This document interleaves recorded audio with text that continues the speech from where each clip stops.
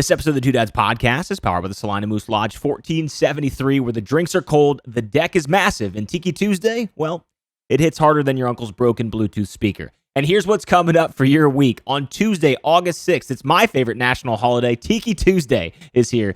Derek Schmidt and a special guest are bringing the island vibes from 5:30 to 8:30 p.m. Grab a drink, hit the deck, and soak in the sun. On Thursday, August 7th, Amanda Livingston takes the stage at 7 p.m. On Friday, August 8th, Act 3 keeps it rolling at 7 p.m. as well. And then on Saturday, August 9th, it's a full day. It's the LIA Barstool Open at 9 a.m., Connor Reigns at 11 a.m., and finishing out the day is Prime Suspects at 7 p.m. And then on Sunday, August 10th, Retribution closes out the weekend at 4 p.m. But don't forget, big news here, Moose Stock is coming this Labor Day weekend. It's dock parties, live bands, and lakefront madness you don't want to miss with amazing bands. You can text Moose 1473 to 78859. That's Moose 1473 to 78859 for updates. And as always, if you want to be a part of something special, something different, and something unique, join the Salina Moose Lodge today.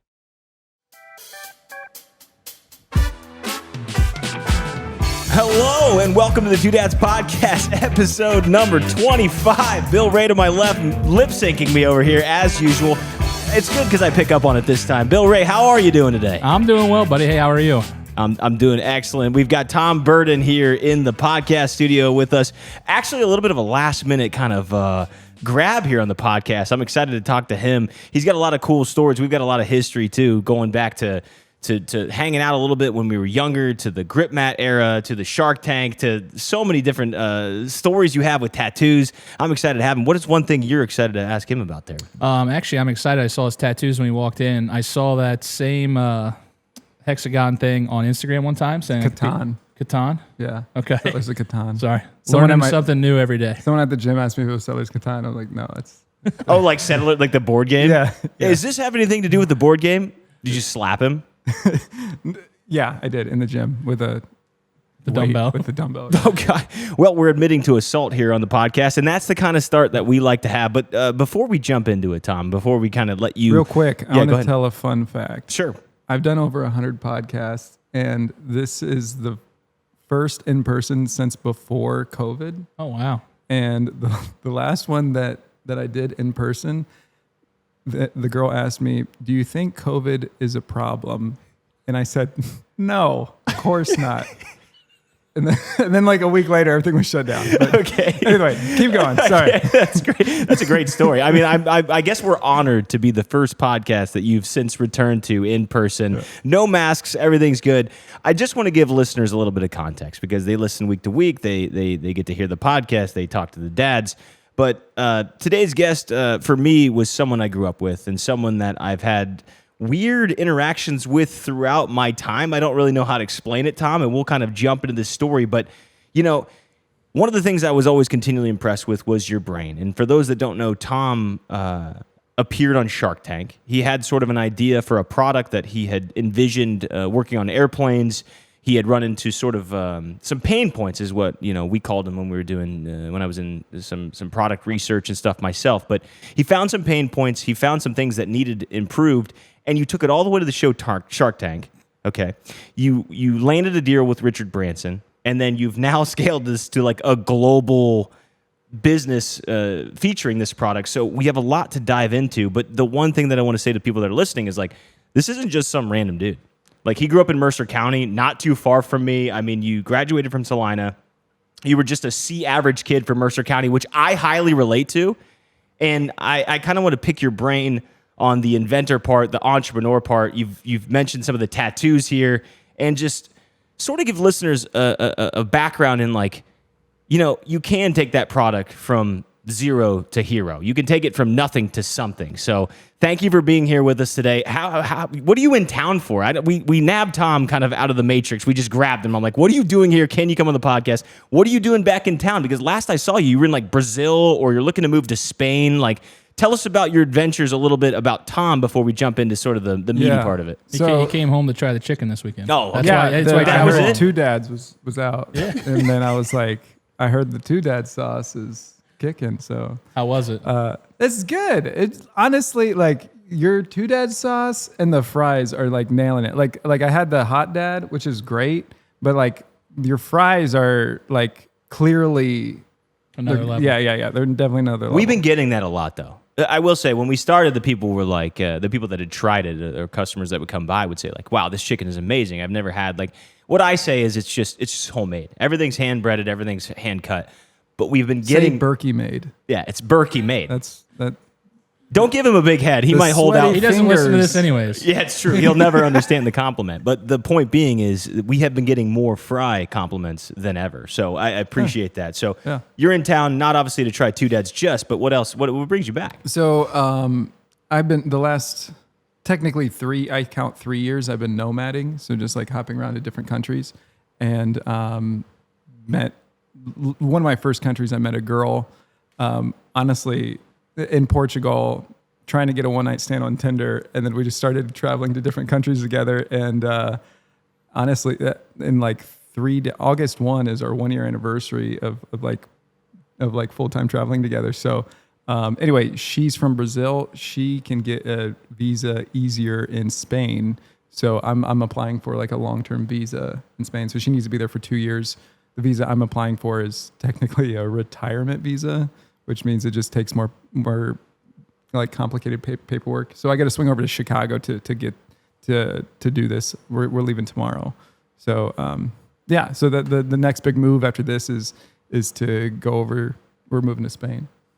That's insane. Like, I mean, it's not insane actually. It's actually pretty cool. But so you're in town just to quick grab a visa in Chicago. I know Detroit has one and Chicago has one. So you're just heading back to get some stuff, some paperwork, and you decided to stop at home while you're on the way? Yeah, basically it takes like 3 months for it to register. And I was waiting on for some more like paperwork, like background check and stuff. You got to get it like converted into Spanish and approved by the Spanish embassy and everything. So talk to me about the nomad life, though. I mean, you'd mentioned like, is it off the grid, or like what inspires a nomad life before we jump into like who Tom is and the background stuff? Like, what is it like? Is it a freedom that you were seeking, or what were you searching for, or what does it bring to you as far as like changes in your life now?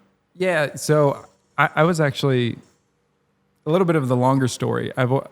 When Grypmat was really kicking, I always wanted to travel. And I was reading this book called Illusion of Money. And at the end of each chapter, it has a to-do. And the last chapter, it says, do something you've always wanted to do for 24 hours. And I was like, I'm an entrepreneur. I do whatever I want, whenever I want. And then like a day later we went out to dinner with like my whole family. And they're like, after tonight, you cannot go to a restaurant like at all. You have to be in your house. And it was like day one of COVID. And I just looked at my mom and like, I'm not going to quarantine in Ohio. So I just bought a one-way ticket. I texted everyone I work with and I was like, who wants to go to Hawaii? And only one person said yes. And just like overnight, 6 hours later, we just left for Hawaii. And then we quarantined in Hawaii the whole time, and which was 1.5 years in Hawaii. And then quarantine stopped. And then I ended up going to Brazil for like 1.5 years. And then I had to come back to USA for something. And then I was like, I'm just going to keep traveling. Everything's in one backpack, and everything's still in one backpack. So the one backpack thing, leaving Brazil was 3 years ago, 2022. I got a text from you while you were out there. You had said, like, do you want to come visit? And I was so close, dude. I know. I take that as like Bill, I take this as like a badge of honor to have somebody be like, yo, do you want to come out and like, to Brazil? Yeah, because you were teaching young children. What were you doing? Jiu-jitsu. Yeah, it was jiu-jitsu. I'm terrible at jiu-jitsu. Okay, well, you were still good enough to teach it. But I remember seeing stories like you were just like roaming streets in like Sao Paulo. I don't know exactly. Brazil or Rio, Brazil. But what's funny is like there's like my logo, Grypmat, is on like these kids' jerseys who are just like beating the shit out of each other in like the slums of Brazil. They'll just like be putting each other in like chokeholds and stuff, and it's kind of wild. So you go from obviously, when did you disconnect from working the whole time? I would say, like, do you still work remote, or how does that work? Because I mean, you still own part of the business, right? Yeah, I actually bought the sharks out. There's 3 sharks. I bought them out like about 1 year ago. Okay. And but now there's like a team that's like managing the brand. So basically I make like way less money because I'm just taking a percentage of sales, but I literally do nothing. So they call me like once a month or something, and the payouts are quarterly. Okay, good for you, man. Yeah, I was that's gonna say that. incredible. Well, I went to work today. I'm going to go to work tomorrow. I'm going to go to work the next day. So I got to envy it. edit a That's- podcast tonight and, figure out what I want to do for the next guest. We got a guest on tomorrow. So no, mad respect for that and just taking life and enjoy it. I mean, that's really commendable. You're working, but you got a great house. Well, I mean, I work hard. I do well for myself. My family's awesome. But it's a lot of work and it's a lot of smart business savvy decisions. And again, entrepreneur myself, working on getting to where you're at, to where I can just relax, enjoy golf, and enjoy the family. Yeah. Before Shark Tank, though, and before Grypmat, can you tell people who are kind of curious about? I want to learn a little bit more about your mind. Were you always a creative type? When we were messing with notes, just for context, one of the only notes that you changed, because I try to give guests creative control, was like he wanted it to be known that you were like a C student. What is that about? That you just like this perception that you don't have to be brilliant, or where does that come from? And who were you growing I didn't up? want the perception that I was creative. Because I wouldn't like, as a high school kid, I would be like, that kid's creative. Like I was like, I think my English teacher passed me with like a D-, so I wouldn't like flunk the grades. I don't want this guy again. Just give him a passing grade. Just push him through. So I wasn't like this artsy kid that I wasn't like the Picasso or anything. But yeah, I would say like the big, like hands down, the biggest thing from like being in high school was I did TriStar, and that was like gave me a skill of like, I did machine trades, which you're making things with metal. And then I did CAD, which you're drawing things on the computer. And like with those skills, I was able to like make stuff myself. Also growing up, I did like a lot of construction with my dad and did like snow removal. So like if you do snow removal, most of your real job is actually fixing your broken truck or whatever. So I'm actually just like constantly like working with tools ever since I was a kid. So then like, that's kind of like the foundation of it. In high school, I mean like, yeah, TriStar was the biggest thing. Now I'm kind of kicking myself. I didn't take Spanish. Because hindsight 2020. If you're gonna hook up with a Tinder girl who speaks only Spanish, you might want to be able to speak her language. Kids, listen up at home, okay? This is why you listen to the podcast. Yeah. But that was like the core foundation, and then like kind of evolving into like the military is so the way my brain works is like I'm not creative at creating a new idea. I'm mostly creative at mixing good ideas. Okay. So the thing is, the Grypmat was a flexible non-slip mat. Well, my mom had a non-slip mat on her dashboard to keep her cell phone in place when she's driving. And then I was like, oh, wow, I was like, where did you get this material? Like, this is great. Like, I've been having trouble with my tools on the jet. Like, we could use this on the jet. And so then I was like, I just started making the bigger 4 tools.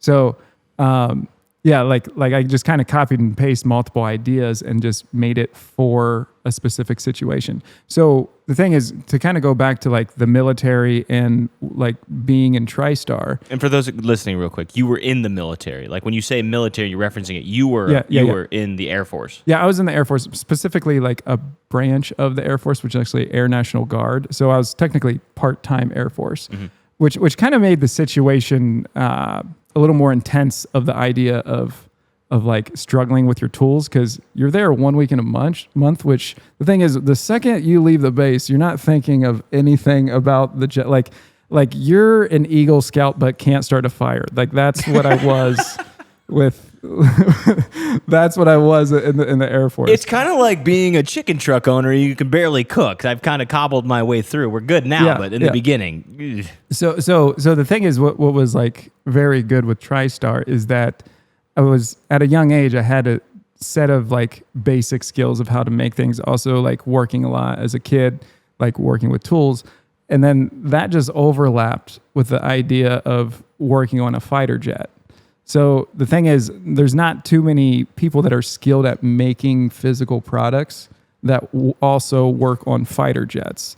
So I was going to college for mechanical engineering, which means like, as an engineer, you're supposed to be able to fix problems, especially like literally mechanical, like physical. So having these like skill sets overlap and having the problem of holding my tools when I'm like installing a Gatling gun, those don't really overlap very often. So the thing is, if there's like kids who, like my niece was like, she gets anxiety about being an adult. She's like 13, 14. Poor child. Existential crisis at 13. Classic. I was like, I get anxiety about it too. I'm like still, worried about being an adult. Like Same. growing up You one and day. Mitch both. Yeah, what's up, buddy? Let's go fist bump. Yeah. So anyway, I was just telling her like the sooner that you like get skills, it's not really important that you're good at the skill. You just know about the skill, and you might not even like the skill. You at least know you don't like the skill. So then later through life, if those can mix in a interesting way, maybe you just like learning Japanese and medical stuff, and then somehow you might end up getting a job at a Japanese medical company. So I take a lot of recognition in that too. I mean, what we're doing, Bill, is very similar. We take pride in sort of business building, but at the same time, I like chicken fingers. And at the same time, I'm really good at social media. So like, how do those two infuse? And that was the same concept I started taking, maybe subconsciously, like you're saying. I just was like analyzing Raising Cane's, and I was analyzing Chick-fil-A, and I'm like, these are so corporate. You don't know the CEO. You don't know this. And I'm like, but I really like Barstool. Like Dave Portnoy comes up here and he's like, hey, let's do the pizza review, and I'll go out here and do that. I'm like, why doesn't every business do that? So it's interesting. And one of the key takeaways before I toss it to you, Bill, is like, one of my mentors who has made a lot of money, he said, like, it's not about creating a new invention. It's not reinventation. It's creating something that's you don't have to reinvent the wheel every time. You can adapt it, and that's sort of what you're saying. Yeah. Also, there's different types of like inventions and innovations. Right. So inventions, like let's think of Uber. Like, I don't really say that's an invention. They did make an app, but the concept of Uber was cutting edge, where the thing is, if the CEO of Uber did not make Uber, a form of Uber would have existed. So the thing is, as soon as people were having smartphones in their pocket and having Wi-Fi, and then you could connect to other phones, then it came out. The concept of the Grypmat, it's a rubber tray. Like, this could have been made 50 years ago. So some innovations are just like put together, create like in a unique way. So like you don't have to be on the cutting edge of, like, right now AI is hot. So you can just really just like the idea of rubber trays and selling it to people who like work on planes, like that's I've never heard that as a hot market to go into. Fair. So the concept. So then, like, with you going to like chicken, like let's look at Tom's Shoes. Tom's Shoes did not invent shoes. Tom's Shoes actually invented a new way to market shoes and give shoes away. So he just actually created a different, like, streamline and system for the shoes, where potentially if you do, just like if you're innovative with how people are buying chicken fingers, then now like that's what can really fuel a startup. Yeah. I think it's a good point. But, we talked about it a little bit with, the Two Dads, the food, obviously, from being from Mercer County and everything, and putting your own spin on it. Mercer County is well known for, right, just blue collar, hard work. There's some white collar in Mercer County, don't get me wrong, but I would say it's, blue collar, rough, tough. There's a lot of businesses and entrepreneurs, but really nothing in the startup / innovation phase, I'll say. You didn't invent it, innovations phase. How did that kind of change your approach coming from Mercer County, having an idea out there that you probably didn't grow up around seeing anybody in this area, innovate or launch a product? How did that work for you? Yeah, so the idea of like blue collar versus white collar, like, you can be intimidated around like, okay, well, I don't have startup experience, but like what blue collar people don't realize is like how like they have massive advantages over white collar people. Like the level of dedication that blue collar have over white collar is like they don't understand. Like, you actually have to live close to where you work. the thing is, a lot of my friends are nomads. They don't live like if they were told they had to live near where they worked, they would literally quit. So the thing is, like, I see a lot of these blue collar like employees that are like afraid to make the next step, where it's like you really have like a huge unfair advantage. Like, you know what it's like to be physically tired. I get tired like just from working on the laptop. What was funny is, like, for years, I would not say I worked. I would say I have computer work, where that is a separate category. So for me, I like, really the work that I would do is I'd go to trade shows, and I was a beast at trade shows. When I started, I was like terrible at trade shows, but the thing is, it is physically demanding, but I was able to do like the white collar-ish work and then really just bang out these trade shows. I think I did like 9 in a month one time. And I've done a trade show. That's a long time. I've done 3 in a month for Parker Hannifin. I was a research analyst, so I'd go out there and I would have to figure out like what are the pain points in between all the things that already exist. Kind of what you're talking about. It was more like, you know, you did the voice of customers and talk to people, and it's really just a fancy way of saying qualitative and quantitative research. You just had to go out there and find out like where it's at. To speak on that just for a second, like, trade shows are exhausting. Like, it's constantly like it's either a small talk that exhausts you, where you're just like, I am so sick about talking to the weather. Can we not talk about the weather? Or it's just like not. I always tell people, like, they're like, how is it on the road? Is it awesome? I'm like, no, I'm sick of flying. I'm sick of not sleeping in my own bed, and I'm sick of not taking a crap in my own toilet. Tired of eating at Applebee's. 100%. Chili's, you're great, but I can only have so many blooming onions. You want to talk about that though? When I worked at my last company, we were in like agricultural. So you want to talk trade shows? Go to farming trade shows. You want to talk about small talk? Farmers can talk for days about nothing. I saw Kyle Guttermore was on our podcast a couple of weeks ago. You'll get there and they'll just talk for weeks, and it's just like, okay, yeah, there's a line over there. I got to get over there. Yeah, though the weather, though, I'm telling you, corn's gonna grow good this year. Shout out farmers though. So like the first trade show I actually started selling was Oshkosh in Wisconsin. Which is a fly-in, which means there's probably 10,000 planes there, and everyone typically owns a plane, or like most of them actually built their own plane in their garage.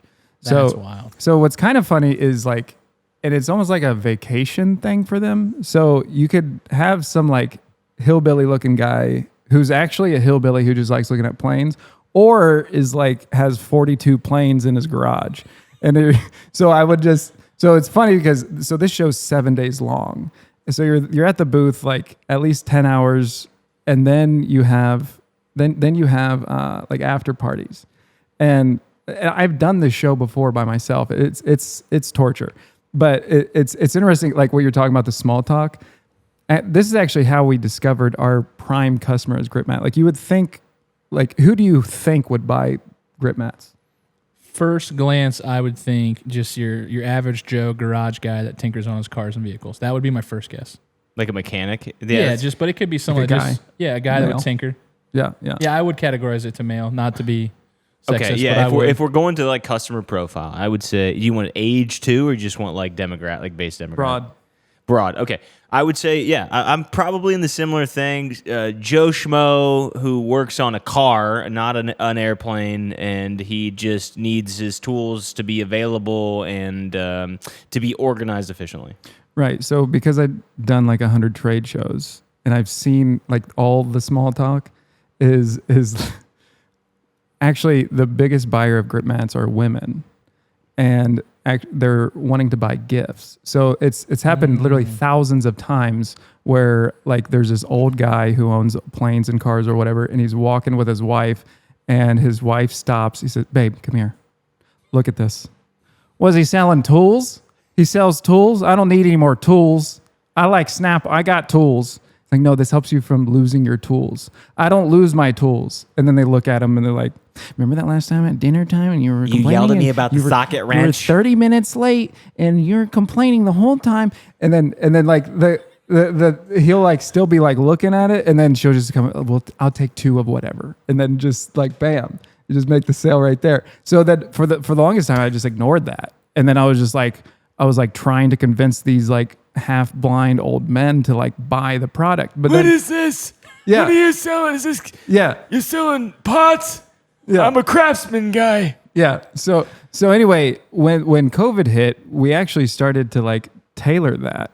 And then like just from Christmas, we would like go like in Christmas time, I think, what would we have? Like at least 1,000 orders a day, like for a month. That just on our website, not including Amazon. Right. Amazon is about 80% of that. So it was just like, that's like average orders, 100, 110. So it just was like, and it was all because we focused on the women. You know who buys? Chicks, man. Haley, if you're listening, give me a Grypmat. Lauren was just on the podcast last week, and she said, like, it's interesting. Well, there's two parts there. Lauren said last week that, when they started Caddies, which is a golf simulator bar nearby that's doing really well, one of the things they sold to wasn't the men. She knew the men would golf regardless. You'll golf in crappy weather and stuff, and it doesn't matter.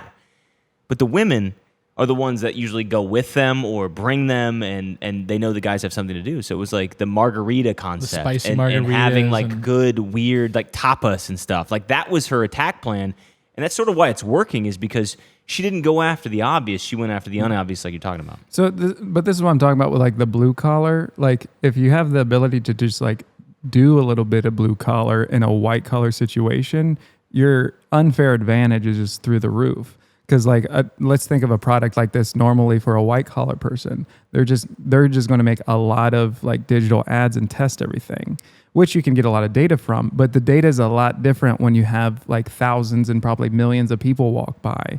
And you see, okay, like all of these women are seeing it and not the men. Like, yeah, men buy it too, but it's just a different market that normally wouldn't be targeted. So let's wrap this up to somebody they're listening to this, they're in the car, they're at home, they're at their computer doing computer work. What advice would you give them? Would you expect the unexpected? Like what's the tailor that advice? Like what would you say to someone who's got a product? They think they know the market, but maybe the market isn't what it is. Is it being able to pivot? Like, what would you say to somebody if you had to give them a piece of advice?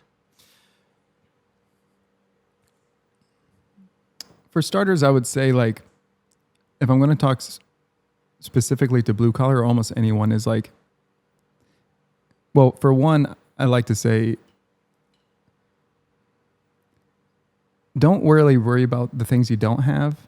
Focus on what you do have and use that to leverage what you need. Because I see specifically a lot of like blue collar people that are afraid to like make the next step, or like they think that the learning curve for the white collar part is like they kind of overestimate it. Like it's a college education or bust. Yeah. Yeah, I mean, that's really perfect really what it because is. Yeah, because they're like, well, I don't have a college education. Also, with that is like, I mean, if you're young, you can use this when you're younger. Like, a huge issue that I had was I was going into the aviation industry. So, like, who under 30 has a plane? No one. So, really, that guy from Oshkosh does though. There's probably 42 of them. There's probably, yeah. But the thing is, like, I'm going into a market that everyone's probably 20 years older than me on average. So the thing is, no one will respect me, which is fine. But the thing is, I don't have respect, so I can't sit here and be like, oh, I don't have respect. I can't get respect. But the thing is, I have a massive leverage ability of being younger. So, like, the thing is, imagine if someone who was like me asked you guys, hey, can I just job shadow you guys and just go to some of your, like, festivals and just watch everything you do? You'd be like, who are you? And like you'd think I'm like, clearly this guy is going to start his own chicken company. But if there's a high schooler, you'd be like, yeah, come on. And you'd even tell them, hey, if you could do this one day too, if you know, but like, you would never tell someone like me, hey, you should start a chicken business. It's easy. That like, guy you would beat never our ass. He may be better than us. Yeah, you'd be like, fuck this guy. Like, no way. But so I would go to these shows, like, shaved up, look as young as possible. I would be like, yeah, we're college students. College students was the right That's hook. the buzzword. That was the knockout punch. I got so much stuff for, like, being a college kid. Like, they would do everything for free. Like, just make me molds and, like, prototypes and everything. He's a poor college kid. Yeah. Give him a break, Jerry. Yeah. Yeah. Like, when I would do shit like buy a can of chew or, like, buy a case of beer. And yeah, it was just definitely leverage the young side was golden. This ad break is sponsored by the American Cornhole Association because your board should look as good as your game. Now, let's be real. Nobody wants boring gear. You wouldn't rock a plain phone case, so why settle for plywood that looks like it came from your uncle's shed? At ACA, they make pro-grade regulation equipment, but they also know style matters. That's why they've got full collections built to match your vibe. Love American freedom? The Patriotic Collection is packed with sharp flag designs. Are you into hunting, fishing, or just pretending you know how to start a fire like me? The Outdoor Collection has your back. If you're big on 80s flair, Sasquatch sightings, or scenic national parks, they've got boards that look like they belong on postcards. And this isn't clip art on scrapwood either. ACA has a full creative team turning your lifestyle into premium graphics on legit gear made to last. So head over to playcornhole.org and use code 2dads at checkout for up to 15% off your entire order. That's code 2dads at checkout for up to 15% off your entire order. American Cornhole Association. American made, dad approved. Okay, so tell me about, can you walk us through the original problem you were trying to solve with Grypmat? You had mentioned that your mom had it on the dash, and you sort of were like, well, this is interesting. What's this material, right? And then secondly, you said, I'm kind of bringing together two nuances. One, I'm going into this once-a-week pilot concept, and I'm having trouble holding my tools. And then two, I like this material, and I'm very good at combining two good ideas. Can you walk us through, what were you annoyed with? What was happening, and why you decided to kind of approach it that way? So basically what was happening is I was one of the newer mechanics in my base. What do they call newer mechanics at your base? It would just be an airman. You just say an airman. Just a little wiener or something? Hey, Pickle, come here. Oh, okay. Pickle. Okay. They call you OG Pickle. Yeah. Actually. Anyway, the thing is, when you're in this is like if you're Russia, turn it up because this is all the secrets on the jet. When you're installing a Gatling gun on That's our key demographic. Actually. Yes. 80% Russia, 20% US. So when you're installing a Gatling gun on the fighter jet, there's a panel about 18 inches by a foot, and every about an inch is another bolt, and you got to install this deep into the jet, and you're basically laying on the jet with your arms fully extended, trying to get a ratchet and a wrench on both sides to tighten it. So, but because I'm the new guy, no one wants to help me. They're just figure it out. Make sure it's torqued. Go find some headlight fuel, kid. Yeah. So really what was happening is they're actually making the problem worse, where the thing is as an inventor and I guess entrepreneurs, the problem isn't really the solution. A lot of times the problem is discovering the problem. So because they're heightening the problem so much, the thing is I got to do this, and then I got to walk to about 30 feet to the edge of the wing and down a ladder to get my tools.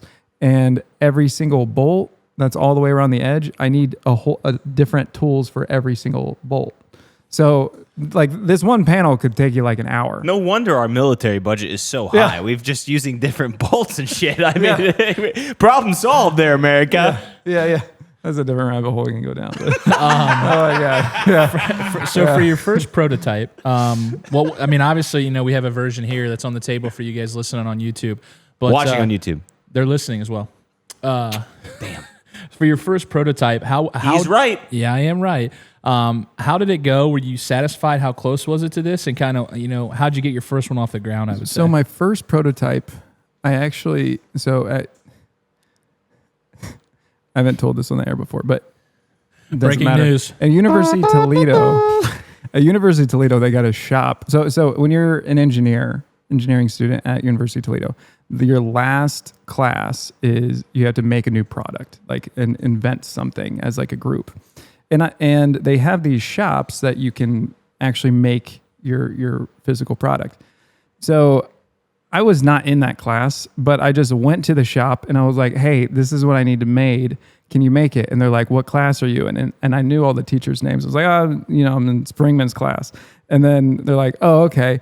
Yeah, this is a great idea for senior design project. Yeah, senior design project. Yeah, totally. Yeah, it's perfect. And then they made the whole prototype. I mean, I was going there every day, And what was funny is they would say things I didn't really understand what they're saying. They're like, well, it's pretty early in the semester to start this project for right? And I was like, oh yeah. Like for capstone? Yeah. I mean, well, I just kind of wanted to get a head start, you know?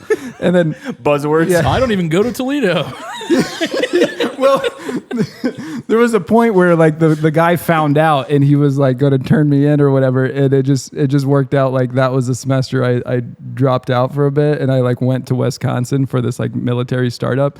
So the thing is, I like kind of like snuck into these classes to use all their equipment the thing was it was actually like the prototype was terrible because it was made to like form fit the fighter jet. So the thing is if you're like installing a Gatling gun, this product was perfect. But if you do anything else on the jet, you're just screwed because it doesn't work. It like clipped onto the jet. So yeah, shout out to that guy. His name's Tim.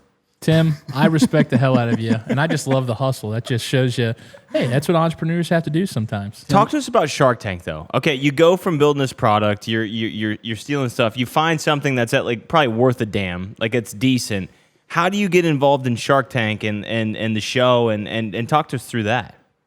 Yeah, so it's interesting to think about like the concept of Shark Tank of like me going through it and then me like reflecting on it now, because so now it's more of like me going through it is almost like I'm inside the jar. Me reflecting on it now is like I'm outside the jar. So the thing is, at the time, I see things. So for me, there was things that helped me progress Grypmat, but I thought it was always going to help me progress Grypmat.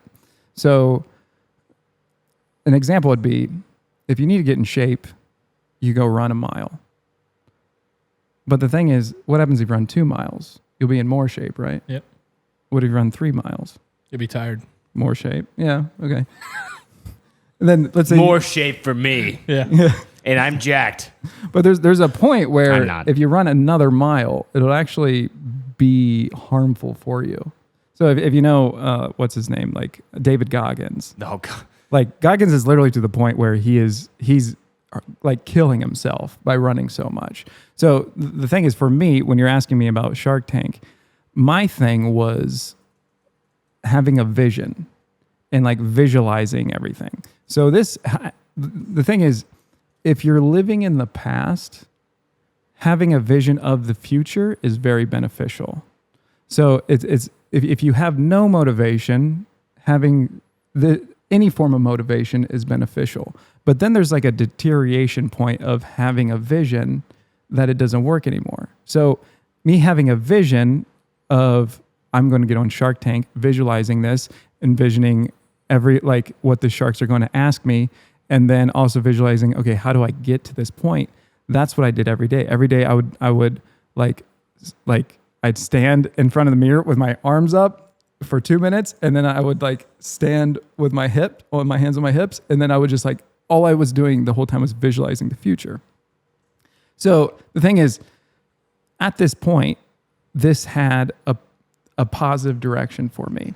But then there was a point where this like vision concept, like I hear a lot of people talk about like vision boards or wanting a direction or like North Star or whatever with a vision.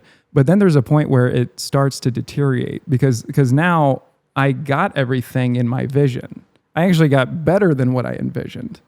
And then I'm getting to the point where I can't be present and accept the rewards that I have. And I'm just like trying to vision the next thing. Like I just got a deal with 3 sharks on Shark Tank.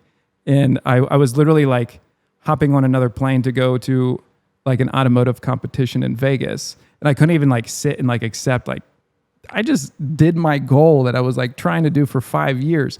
And then like really what was happening was, then what? After Shark Tank, now what? I've just been living in the future this whole time. Like, okay, let's make another goal. Well, let's do a Shark Tank update. And then, okay, now we're on the cover. Like I found out that I was on the cover of Time magazine and Forbes 30 under 30 within the same hour. And I couldn't like take a day off. I'm like, okay, well now what? Like, how do we leverage this for more stuff? So the thing is, like, at the time, like the vision thing was big, but I kind of view it as like before, like if you don't have a vision, yeah, a vision is an upgrade. But really, like now what I've been focusing on is being present, like fully in the moment, being fully present. Because the thing is, if you have a vision of like what's the perfect podcast and you make all these notes about the perfect podcast, you're not going to catch any of the magic moments in the present. You're just going to be like looking at your list. Well, what's the next question? Because there's sometimes something comes up that you don't even expect.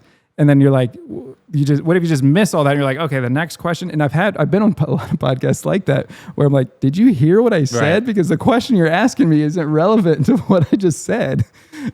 I relate to this so much. I mean, if you could, I don't even care about anything else in this moment except that statement, because it's exactly what I'm going through. And it's exactly where Bill, I say, is my yin and yang. Manifestation's big. You call it visualization. I call it manifestation. I used to brush my teeth with the opposite hand. You know, yours is raising it up, but it's a very similar mantra. And you visualize where you want the food truck to go. You visualize where you want the podcast to go. You visualize your next step.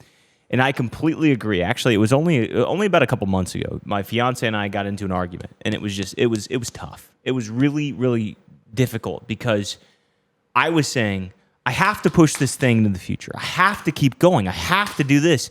And she was saying the exact same thing. Don't you see the rewards? Don't you see what you've done? Don't you see how many people are following you? Can't you appreciate what you have in the moment? And I said, no, I got to leverage this for more follow, more, blah, blah, blah. But I tell you what, right now, thankfully, and I hope people who are listening, watching on YouTube or listening on YouTube, thank you, Bill, or listening on Spotify, Apple Music, wherever you can get us, make sure that if you manifest, the other balance to that yin and yang we talk about is that you have to appreciate what you've done in the moment. You have to live in the present to see. You know, at the end of the day, Bill and I just said it today. We had a sponsor, Salina Moose Lodge 1473. They power every podcast. They come in here. Well, they just cut us a little check to be transparent with everybody to continue 20 more episodes because they were so thrilled with it.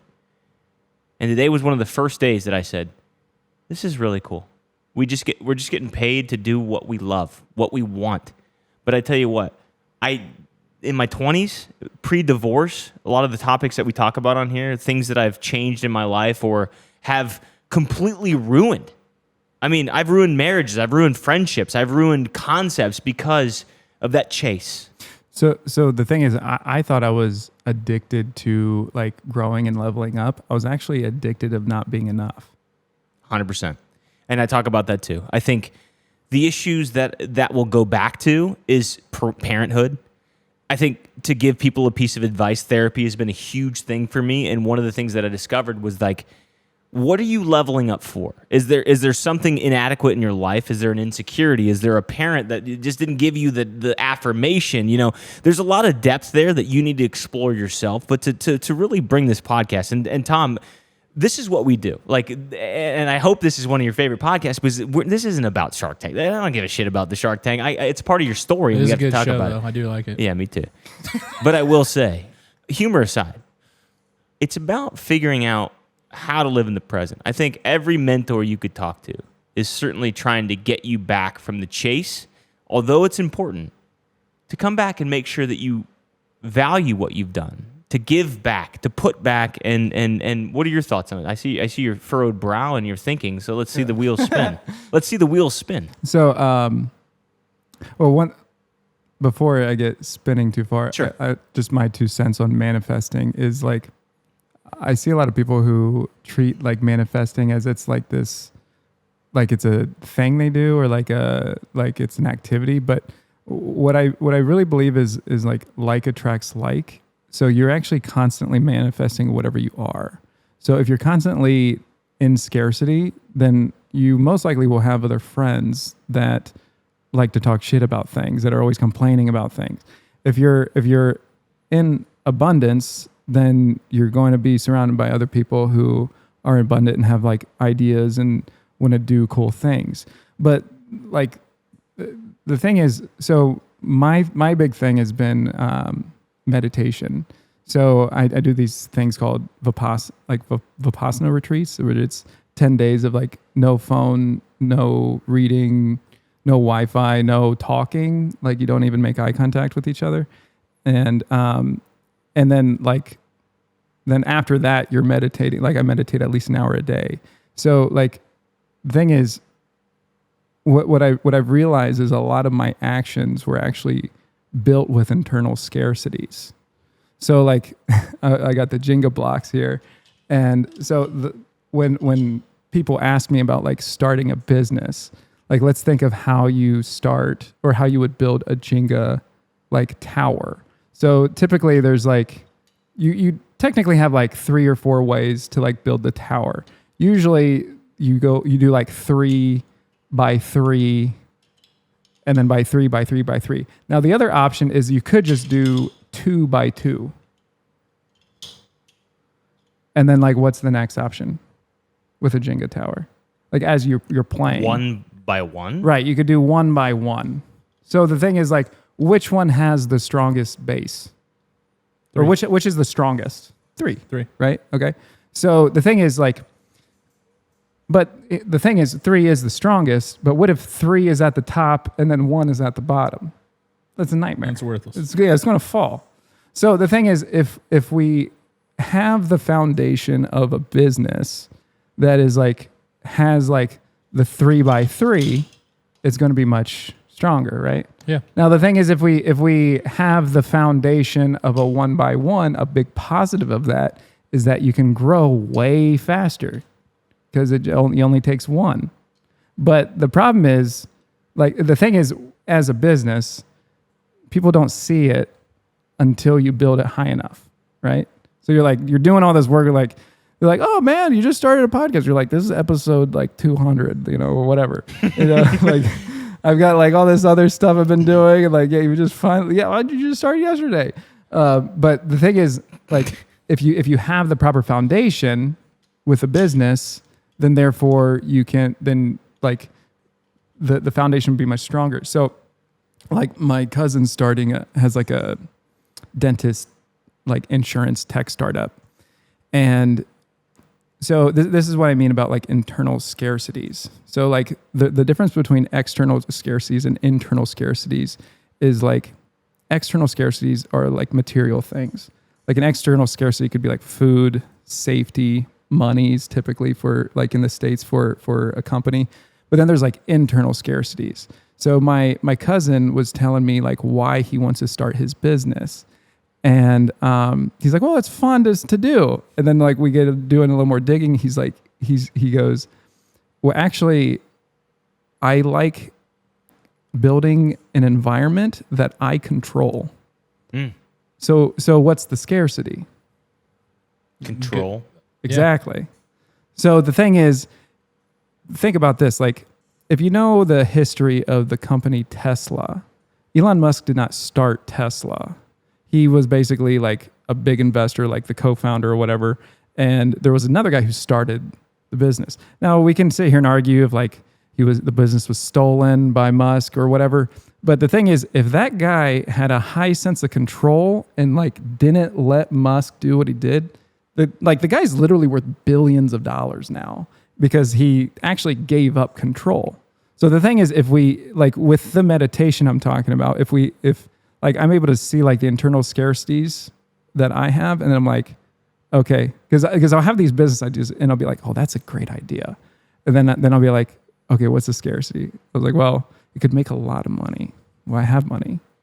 Okay, well, maybe I could like get back and then get a lot of attention for this one, like, but I've already had the attention. Like, why do I need that? Then I'm realizing, okay, I'm like seeking this external validation, which if I'm seeking external validation, then that means I don't have the internal validation. So the thing is like, if these are not reviewed, then therefore you're going to be building this Jenga tower that has a weak foundation. So the thing is, me as Grypmat, I would say like my foundation was more like a 2 by 2. Because I loved finding problems on the jet, and I would just make new products. I probably made like 15 different like functional prototypes that you could use on the jet that just like didn't work because it's so specific to a fighter jet. Like the market's so tiny. So But the thing is, I love to do it. So, which is a pretty strong. I think that there's actually an upgrade from that. So, okay, and then it got into like, oh, money's getting involved. Like a lot of money's getting involved. So now we're doing things that like, well, we want to make more money, and it doesn't really add up to the business model. But we're like, hey, like it's a lot of money. Yeah. One day I unexpectedly made like $285,000. Yeah. By getting on like Good Morning America. And it was just like, oh shit. Like, and then there's just more stuff like that. So the thing is, like, if we keep the base stronger and we're seeing these internal scarcity, that to me is how you like, that's a key ingredient of like having the base stay strong.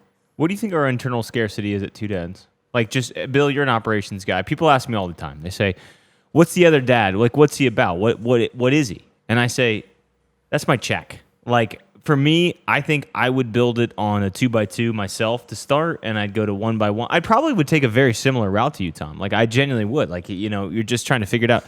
I think because I'm in my 30s, I've gone back and I've made repairs to make it a 3x3. I've looked and reflected on things that I've done and sort of, I don't know if it's as consciously as saying like these are the scarcities, but I love hearing that. I think it helps me a lot. But I have gone back and made repairs and holes where I chased a 1 and I said, no. This needs to be a 3, recognizing that it needs to be better. What would you say right now is our scarcity, Bill? I would say, I mean, for our own, if I had to do anything for any business, Two Dads, Holloway, anything, I've worked for private equity for 7 or 8 years, right? So I've dealt with the 1x1s pretty consistently. That's kind of their approach, I would say. At least my experience, right? I'm sure there's other ones out there. I would go heavy 3 off the bat and then a hard 2. Like I would say 3x3x3x3, get 4, 5, 6 layers deep, build the foundation, build the team, and then scale as quickly as you can with 2x2. So fast but under control. You know what I think real quick before we toss it back to Tom? One of the things we recognized, and you might have seen the post of the All-Glaze County Fair. We had to cancel the fair. And a lot of people were supportive. It was very cool because we had a great Lake Fest weekend. But a lot of people in support of saying, like, good job, guys. We recognize that you need a break and blah, blah, blah. The real answer is we built a 3. In my opinion, we built a 3 on the concept of always giving back. It comes back to the Logan Pauls, the Mr. Beast. We're always giving. We always donate. We always try to give our time. We put a good product out. We put a good secondary accessory product out in the fries, like Tom was saying earlier, that even that lifts up, right? Like you've got a good base. The podcast is getting better and stronger. That might be a 3 or a 2. But I will say the labor was the challenge. We put too much on one person. We put too much on me. We put too much on you. And we built it on a 1 because we said, like, well, this person can handle it. This person can do it. So interestingly enough, I keep reflecting when Tom's talking about like how we did labor. I guess, Mitch, so what I think may be happening is you're kind of looking at from a 1 to 3 on a macro level. And sure. I think, which is possible, but I think if you go, like the concept of meditation is like you're really diving deep into the micro level. So like one thing that you said to me when we were at the festival the other day was made a comment of how you have 1 speed. Mm-hmm. And like it was hot and your kids were like kind of getting crazy. Like they got 1 speed like me. And I saw you like do this. You're like quiet, like just chill out for a little bit. So I think the thing is like, I think that there's a potential that under the concept of 1 speed, there may be internal scarcity of that, because, and the thing is, typically due to the scarcity, there is a reason, like it got you to something, like it got you this far. It may have like to be completely like transparent in high school, you were a little bit overwhelming. And it was because you're like in that 1 speed and sometimes it may be like a little like off-putting at times. But the thing is, with you spending time with you, like I think therapy is great, but like meditation, like it's not like apples versus oranges. It's kind of like if someone who meditates and does therapy, their questions in therapy are completely different. Yeah, that's what we talked about that 2 weeks ago. Meditation is huge for me. It was a huge unlock about 4 years ago. Yeah. So what's exciting now is like what I was saying about like being on the fighter jet. Like this problem is really heightened. So what's exciting is like I'm back in my hometown where some of these like internal scarcities are way more heightened than before. So now I'm like seeing, me getting really judgmental and like seeing how my dad does things and whatever. And like, well, if we did this here and, where it's like just where really the thing is, what I was realizing for me is that for my dad, I would have this mindset of like, well, if he would just do this or if he would just do that, then, so I was almost like gatekeeping my love for my dad. Mm-hmm. And so therefore, like, that means my love's actually conditional, whereas actually transactional. If dad would do what I say, then I could actually be like, Dad, this is great. Love you, Dad. Thanks for doing things I want you to do. Thanks for not being authentic, Dad, and just like listening to what I say.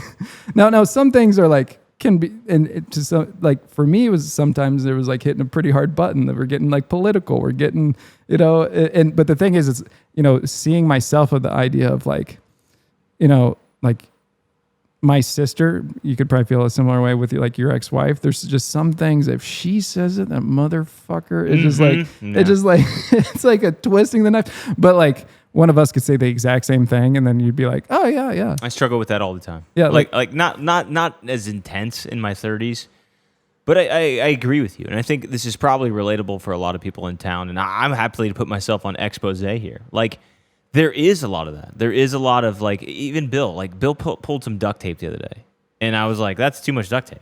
And Bill, have some empathy here. I can't. My dad does that. Tell the story, and we'll see who has empathy. my dad does that with paper towel rolls. He'll grab like 8 paper towel rolls. I'm like, dude, they're just a drop of water. But it's not the way you perceive it isn't the way I perceive it. Right, that's what Tom's saying. Well, I guess what do you mean? You gotta tell the story. He pulled like more duct tape than was necessary. And I was like, well, I couldn't tell if it was sticky because first of all, my hands were messed up. And I'm not justifying my behavior. I'm actually trying to agree with you. I'm saying that that's a great example of like where my brain's just like, well, why is there that much duct tape? And Bill takes it as like, he's saying like, oh, you don't have empathy. And he talked about it for 25 minutes. It's like, I guess like, I'm not saying that it's your fault. I'm saying like, well, if you just do it this way, you see what I'm saying?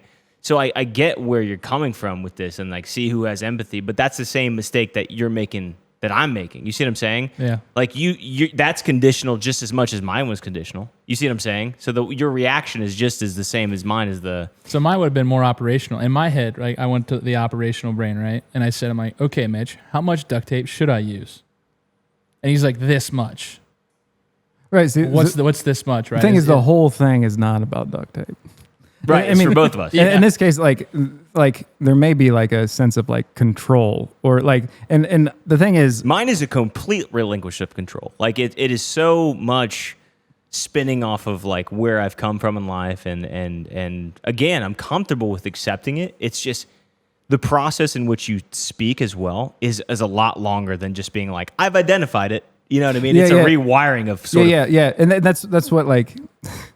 I was thinking when I was meditating, I think it was yesterday, I was like, what I'm saying is like, I have identified it, and I'm like, to some people who haven't identified it, I may be like ahead of them. I may be like more of like a tutor. I'm not a master or like a teacher at this point yet.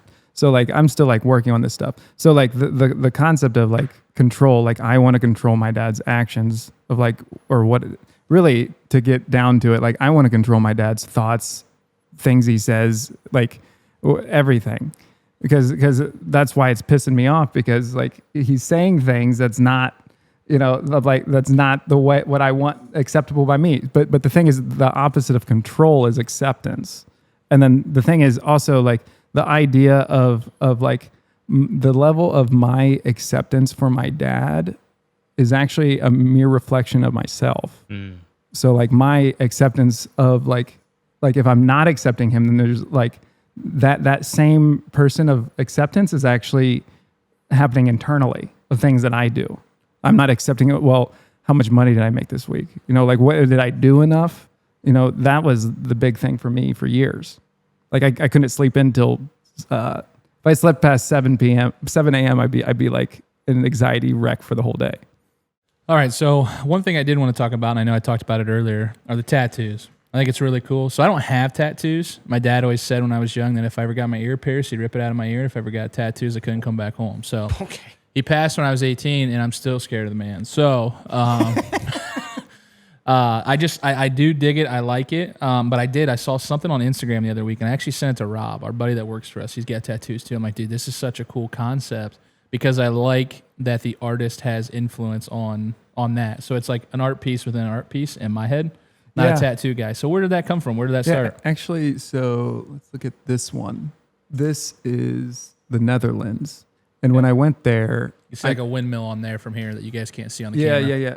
Well, so... It looks like an Eiffel Tower. Well, we'll get to that. So when I just walked into the shop and they were about to close and I just told them what I was doing. And they're like, the artist was like, dude, that's so cool. I'll stay late for that. Oh, wow. And I told him, I was like, what I said was, hey, every country I go to, I get a tattoo that represents that country. I don't know what I want for the Netherlands. I need you to make something that's going to represent your country and your city. So I was just like, do whatever. I didn't even know what he was going to do. So if you look at the tattoo right here, so I was literally thinking, what if he literally could just draw a dick on my arm? Sure. And I was like, there's no way he's going to do that. And then the assistant comes over and she goes, oh my God, he drew a dick? No way. That was your like deep fear. Well, look at it. It does kind of look like one. It's got a phallic nature. It definitely looks kind of wienerish. Especially if it's like in the beginning, like it looks a little dickish. This motherfucker made me stay late. Yeah. Draw a fucking dick. I want to draw a dick. Drawing the dick on his fucking arm. duct tape he pulled on me. This fucking dick on pickle. Yeah. So yeah, basically every country I go to, I get it's like a hexagon about an inch, give or take. What's your favorite ones thus far? I'm assuming this one's New York City. Yeah, Lady Liberty. This is Donald Trump. Actually, I'm kidding. I was gonna say it's a terrible Donald it's Trump. Santa Teresa, but the thing is, she's this one's terrible. I want to get that one removed. But this one right here is Copenhagen. Okay. So the thing is, I was traveling about a year before I started it, and then I did a little bit of like backdating. So there's a girl in Colombia did this one and a few others, and she was like really good with fine needles. So her art was amazing. So I tried to get it in that country, but sometimes it just like when I was backdating, I like at least a third to half were backdated. Okay. So if we go based on everything we talked about, which I think is fantastic, I think there's a lot of nuggets here for people to listen to and take and apply to their own lives, and that's really what we're looking for when Bill and I do this podcast.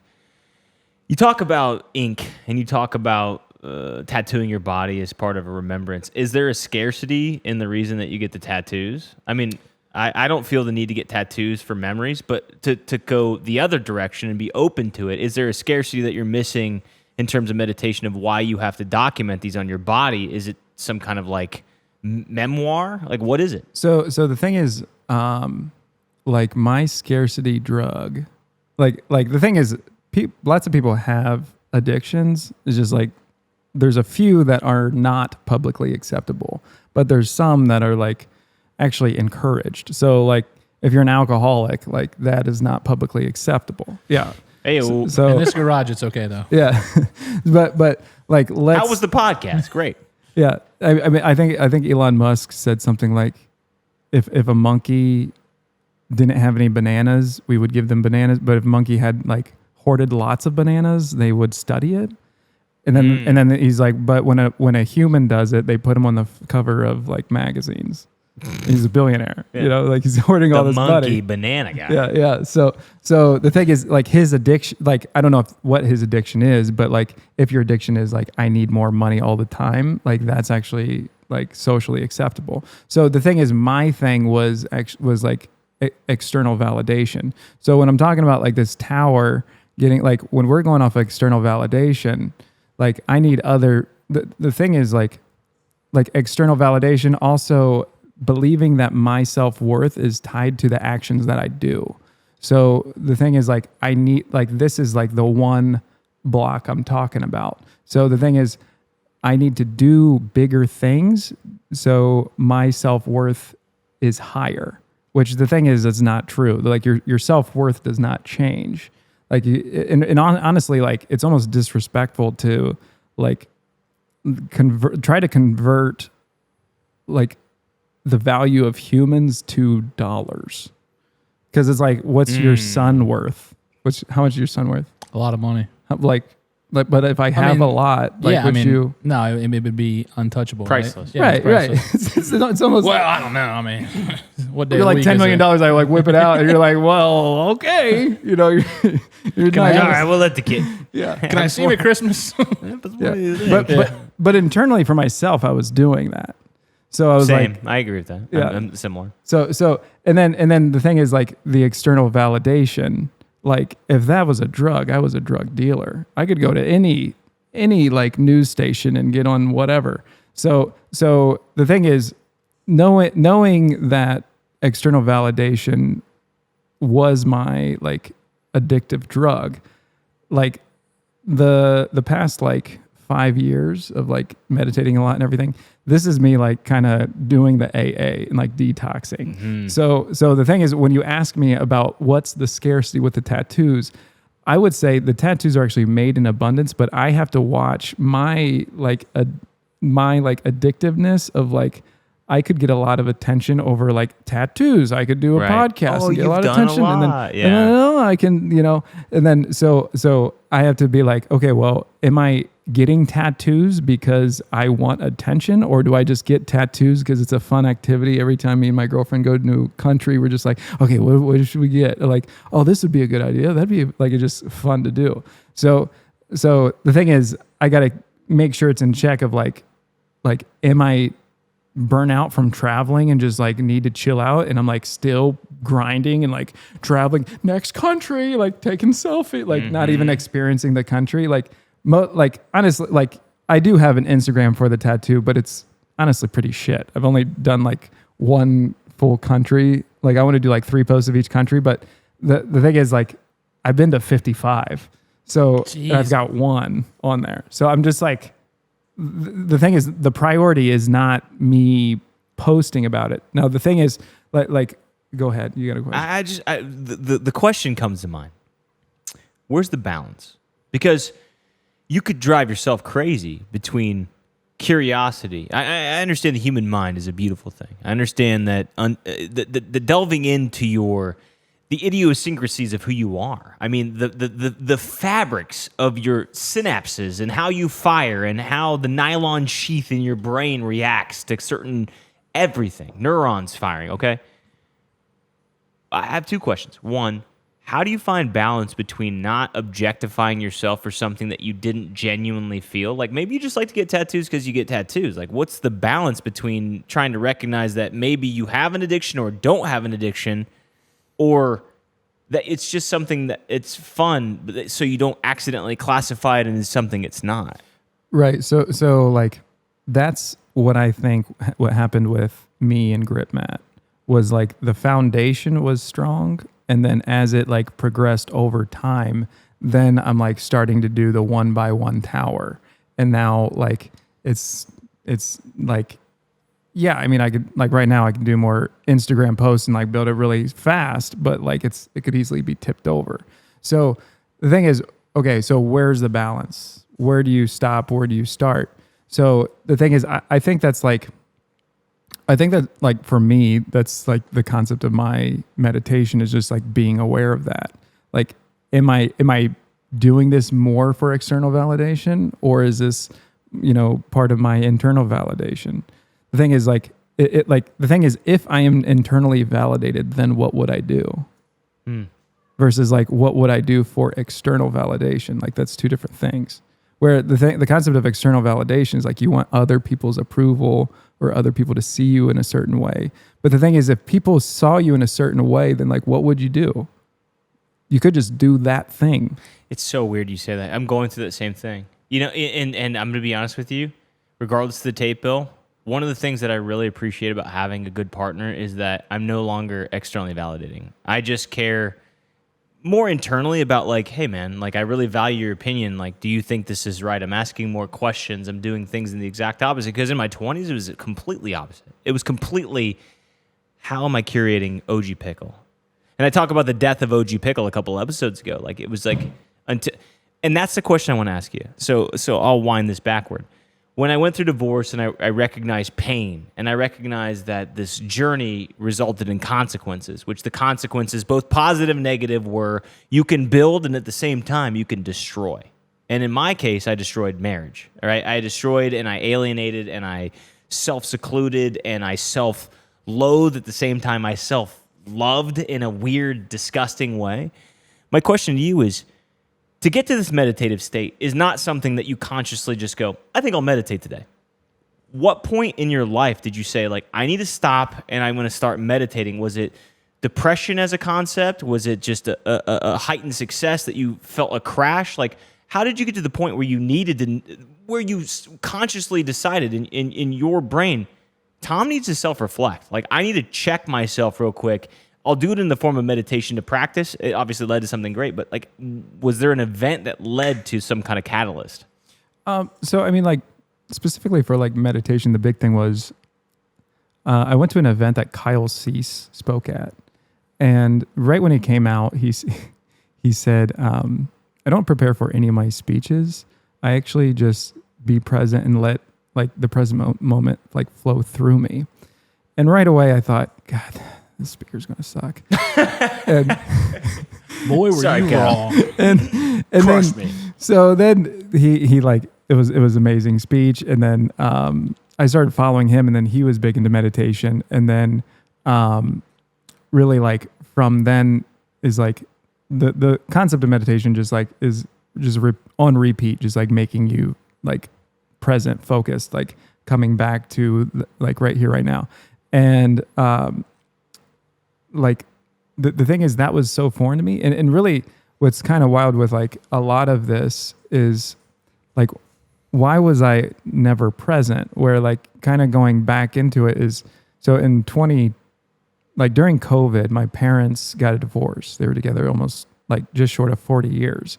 And it really like, back to what I was saying, like a lot of the stuff getting heightened on the jet, like this really heightened a lot of narcissistic qualities in my parents, and which I've been modeling these people for 30 years at the time. So therefore I'm like I'm seeing it in myself. So the idea of like, the thing is like, when you're raised around narcissism, like as a child being raised by like with narcissism, you're constantly trying to predict things. You're trying to like, okay, well, if I can get them like, you know, if I can get them this thing before they actually need it, then I can like avoid them being like an explosion. Like, where's the damn wrench? Like we're out of nails. Like whatever it is. Like if like, oh, I can see him like running out of nails, I'm gonna go run over get nails. So as a kid, I'm like I don't know it at the time, but I'm actually constantly trying to predict things. So then fast forward to like wanting to start Grypmat. Well, shit, doing a vision, just like not being present, that sounds great. Like that's what I'm really good at, is not being present. So I don't know what your question was, but yeah. No, I think that answers it though. Bill, you got something you want to add up? Oh no, I mean I think you did answer the question in a roundabout way. I mean, and it's I've loved this episode. I'm going to go on record. Just, I mean, it's been a lot of self-reflecting and running in my brain. Me too. I mean, I'm just like well, I did a lot of this. I hope you guys at home are doing the same thing. Yeah, no. So it's been a good conversation. I'm excited to chop it up in the garage a little bit afterwards. But, you know, as we're wrapping up the podcast, you've traveled to 50 plus countries. What's one thing you've taken away from any of those countries or experiences that you think could benefit the average Joe on starting a business or just in life in general?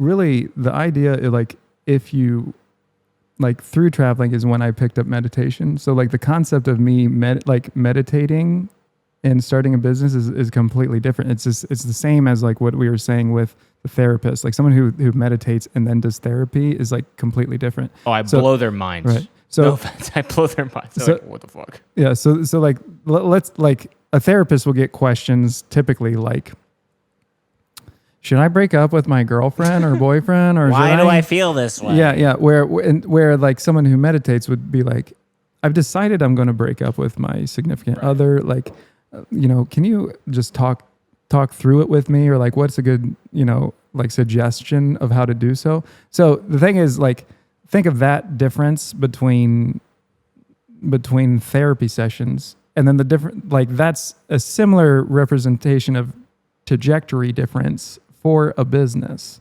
So the thing is, like, not like that is specifically through meditation. Now, when it comes to specifically traveling, your perspective will greatly change. Where like the thing is, like, my perception of America, like the United States is a very impressive country, and there's like a lot of like advantages that Americans have that a lot of other people don't. But like, how I kind of look at the United States now is like, have you ever seen someone who lives in a trailer park with like a Corvette? Yeah. Yeah. Okay. And they're like in a ton of debt over this Corvette. Yeah. But then imagine they didn't buy a Corvette. They just bought a bunch of guns. So like the thing is, you're like when you're starting a business, like the thing is, like, your perception of things will change a lot. So I'm not saying if you go travel, you'll have this bad perception of America, but your perception will change a lot. And also, like, what you don't understand as Americans, like me going to a different country is like, it's almost like a professional basketball player playing basketball against a high school team. So the thing is, when it comes to entrepreneurship, I would not say I'm the LeBron James, but I'm probably like sixth on the bench or so. Yeah, you're coming off the bench. Yeah. But the thing is, that guy could dominate any high school team. Right. So the thing is, like, the level of entrepreneurship is not pushed a lot in other countries. So the thing is, if you were actually like go to other countries, you'd be able to recognize this. And also, like, for me, like what I was saying about, like, I take different ideas and mix them differently. So the thing is, if I have a higher intake of taking in different ideas, then therefore I can mix the ideas differently.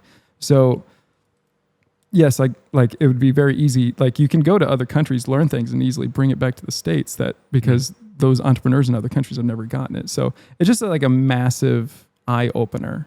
And like, yeah, if you had the ability to travel, like, that is a huge, like, personal investment. It sounds like it just gives you opportunities that you wouldn't. Like, if you had not traveled, do you think you would have meditated as maybe you would have, but would it have been as early? Well, I think I probably would potentially. Yeah. I mean, really the thing is, for me, for a business, was like, that was another addiction I had to actually distract me from me. So it's like, well, I can just like work harder and like ignore my problems, and then just like keep working more. I don't need this therapy session today, but like that was for me. That was year one. I mean, that was year one. It's changed a lot of the business, and one of the things I say on the other side of that, though, is giving yourself more grace is extremely important too. Yeah. Because what you're saying is very cyclical, in the sense that you're like very multitude of all these emotions range in keeping accountability. And we're very big in accountability here, and I respect that. But at the same time, there is another nuance that I want to make sure is to the front, is that being human is just being human too. You have to give yourself a little patience and grace, because feeling these is not a guilty thing. It's not a consequence. It's not a negative. It's just sort of appreciating that feeling it is feeling it. Right. I mean, like, it's in the now. The concept of like guilty is just like a scarcity of forgiveness. Correct. So then there's like a phase of, but like, a lot of people forgiving a lot. feel that when they hear these emotions, because they associate this with a negative. And really what you're saying is being a part of the now simply is just being part of the now. Yeah. And actually, like, accepting the now. And then, like, I mean, another thing I was thinking about today is like the concept of like what are you receiving, and like what are you accepting of your receiving? I think it's a good question. I mean, I'm sort of trying, if we're putting it into words, because right now it's sort of a homogenation of concepts for me. I'm just trying to express gratitude more. I think at the end of the day, gratitude is a scarcity for me of being good to myself, so I'm being good to others. But in the same time, I'm recognizing that it feels good to do that, and I'm sort of uplifting that regardless. People ask us for sponsorships a lot lately because Two Dads is very giving. And I've recognized that in my own health, I've been sort of selfish. And so in the other opposite, I try to do the polar opposite, which is giving. But at the same time, I'm recognizing that in giving, I'm realizing that I'm not gatekeeping what I'm giving to. And that's the healthy part of it. It's like, okay, this is just for like some cheer program. Cool. Whether you guys make state or not, it doesn't matter. We still gave, right? And that's the healthy part of it for me. That's what meditation has led to me. That it doesn't matter. I don't need to gatekeep we only donate to high school like state champions. No. We'll give to this person whether or not they can give back or can or cannot or talk about us or can't talk about us. Because in the beginning, I think if you would ask me if I had $1,000, would I give to only concepts that would give back to Two Dads? I'd say yeah. I think selfishly I would say that. But I think in the same vein of us trying to go on the same trajectory, we are now giving to things that don't. It doesn't, like, we just had a girl text me today. Hey, I'm raising money for this thing that if you give me this, you get 4 T-shirts. And I was like, I don't give a shit about the T-shirts. Look, I don't even care if you tell people Two Dads did this. Take it. And it's for you, and it's sort of that gatekeeping. It's taking the conditional and becoming unconditional.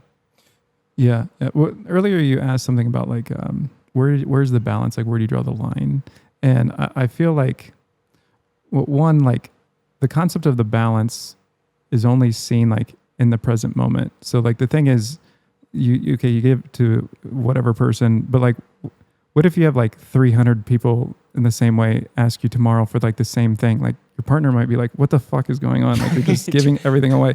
And then like, oh yeah, okay, this actually makes sense. But I think like an involvement of like the concept of being present is that there's like in the present is the only time that you have access to your intuition. So the thing is like every entrepreneur has had that gut feeling that you're like, whatever it is, like we just got to do it. And usually the gut feeling sounds completely insane, but like typically every entrepreneur has a story of like, I didn't listen to my gut feeling and this shitstorm happened, or I did listen to my gut feeling and I spent the entire whole like pandemic in Hawaii. So it's like, there's times that like it works out. So the thing is like the concept of like, is giving the right thing? It just depends. Like, what does your intuition say? Because your intuition might be like just, it might say, Mitch, just stop and pause for a second. Like maybe, you want to look a certain way in front of certain people, or you want to look as giving. Cause maybe you're to the point where like, I literally can't give, but I feel guilty from saying no or whatever it is. I've really just switched to helping kids. I mean, it used to be like white van and everything. Just drives right up. It's terrible. That is a terrible follow-up to this depth of the conversation. Okay. Puppies. Yeah, exactly. No, there's too much to go into in one podcast for that, but I will say it feels right. Yeah. It feels less objective. It feels less you owe me. And I think that's what I'm seeking. It's more about the opportunities of the unseen than it is the seen. And I know that my gut, regardless, is heading toward that, and that's what I feel good about. Because like I'm all on board for like helping kids and stuff, but like for me, there was a point where I like write this just a weekly newsletter. I want to evolve into like making more content. I subscribe, and yeah, first subscriber probably was early. So anyway, like the newsletter, I was like, yeah, I want to like, I've been meditating so much. I want to like help other people. But the thing is like the concept of helping other people, I think is great. And really, I would put that on like kind of like 2, like that's a level of like 2 bricks where I'm actually not focused on helping other people because I believe that's just a natural byproduct of if I focus on myself. So like if my thinking is elevated, like a natural byproduct is like other people will, maybe they'll reflect on it.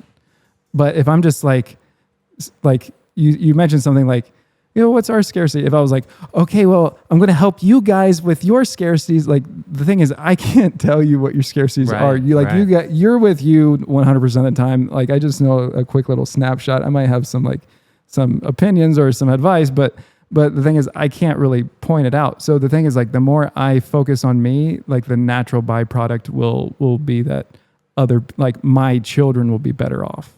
Like my younger cousin who I talk with or whoever. So, that's where like I'm focused on like building my base is just like, and then also staying present with that. Cause there might be a point like, all right, Tom, let's actually just go out and help people. Let's prioritize other people that might shift in the future. The conscious is a weird thing. And speaking of being in the now, we've got a fun game show. We play it every week. I hate to set it off after it's like this deep thing, but I tell you what, Tom, we play a game show every week. This one's called Shark or Sham. Are you interested in playing? Let's do it. Okay, my lawyers say that we got to ask everyone. Bill, I built this so you could play, baby. I'm in. All right. I don't get to play every week. No, he doesn't. But consciously, I want him to play every week. This one's called Shark or Sham. It's time for a game we like to call Shark or Sham. Here's how it works. I'm going to read off 2 product pitches. One of them is a real product that was actually pitched on Shark Tank. The other, we completely made up in our kitchen while we were eating chicken tenders. Do you feel good? It's going to be you versus Bill. Consciously, subconsciously, doesn't matter. You guys ready to play? So shark it so or Bill sham doesn't it? know either. Bill doesn't know either. He never gives me anything beforehand. No. Ready? Shark or Sham? I'm going to name 2 products. You tell me if it's shark if it's real, sham if it's not, okay? You get to pick. It's going to be an A or B thing, okay? The Wine Tote, a fashionable purse that secretly holds and pours wine from a hidden spout. Is that shark or sham? I'm up first? Yeah, go ahead. Shark. Shark. Okay. That is a shark. That's correct. It's a real thing. All right. The Burrito Blazer, a sport coat with insulated pockets that keeps burritos warm on the go. Shark or sham? Sham. Okay, sham. You guys are 2 for 2. Well done. You can just put tater tots in your pockets. That's anyways. exactly right. Hey, Napoleon, give me some of your You Tom. just see Mitch's innovative thought. This is a good idea. Wake and Bacon, alarm clock that uses real heat to wake you up to the smell of sizzling bacon. I hope it's a sham. Sham. Okay. That is actually a shark. It's real. Sorry, guys. A recliner. Sorry, the Couch Caddy. A recliner attachment that dispenses snacks via rotating compartments. Shark or sham? Shark. This is a sham. That's a sham. Tom is up 1 point right now. Well, I got an idea. Round number 3. A squirrel boss. You ready? Squirrel boss. A bird feeder that delivers a tiny electric shock to squirrels when they try to steal birdseed. Shark or sham? Shark. Sham. That is a shark. Correct. Oh, It's there's 1 enough to old 1. ladies yelling about the damn squirrels that someone had to make one. All right. Mood mugs. Mugs that change facial expressions based on the temperature of your drink. Shark or sham? Shark. Shark. That is a sham. That's not very real. So I it's got still 2 inventions. Let's go. Bill's up 1. All right, let's go to the final round right now. Man Candle, a line of candles for men with scents like bacon, grass, and sawdust. Shark or sham? Sham. Please be Shark. sham. That is a shark. That is the real answer. Bill is up 2 right now. The Snap Soap, a bar of soap that snaps in half so you can share it with somebody else. That's a good idea, Shark. I hope that's a sham. That's like, if you drop the soap, you can like, bro, don't get it. Like Get them here. twice. Sham. That's a sham. Sham? All right, I'm going to go with one more round of extra just to make sure we can see if you can tie it up. Here we go. The Dog Pong, a beer pong style game for dogs that dispenses treats when they score. Shark or sham? Shark. Sham. That's a sham. All right, last one. The tiebreaker. Here we go. Nibble Notes, edible sticky notes made of flavored rice paper for late night snackers. Shark or sham? Sham. That's got to be a sham. They're both shams. All right, I got one more just in case. Here, let's see if we can break the tie. Throx, socks sold in sets of 3 instead of 2 for when you inevitably lose one. That's got to be a sham. Sham. Did you ask ChatGPT for ideas? Some of 100%. these, some, not all of them. The answer is Throx is real. That's very real. They are. Oh. That is a very real company. They sell socks in that version. Okay, you guys are still tied. Chillwear, a pajama set with built-in gel packs to keep your body cool while sleeping. Shark. Sham. That is a sham. That is the answer we're looking for. And that's Tom Burden. Thank you so much for coming on here. I appreciate you. Thank you for sharing your story. Thank you for all that wisdom. Bill, anything last to say before we go? No, keep going. Hit every country you need to. And I appreciate the deep conversation. It really it was valuable to me. Yeah, thanks for all right, we'll see you next week for another episode of Two Dads Podcast. Thank you guys for being here. We'll see you on the next.